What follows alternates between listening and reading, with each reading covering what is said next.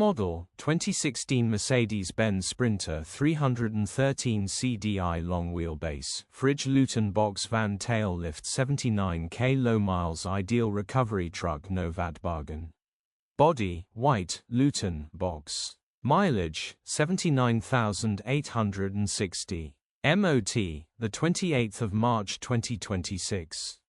Engine, 2143 CCOM 651,129 HP.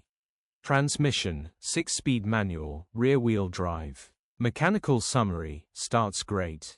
Runs great. Fridge unit works perfectly genuine low miles starts and drives brilliantly fresh 12 months MOT.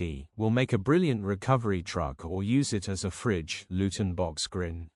Condition summary, bodywork is in decent, average condition reflects the age and mileage of the vehicle.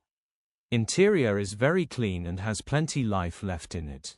Rear load area is in decent, average condition, genuine honest work van. Features, 1 former keeper, 12 months MOT, cruise control, fridge, tailift in working order, electric windows. EU status, Euro 5. HPI, clear. Cap retail, £8,595 plus VAT. Click the link in the description for pictures and more info.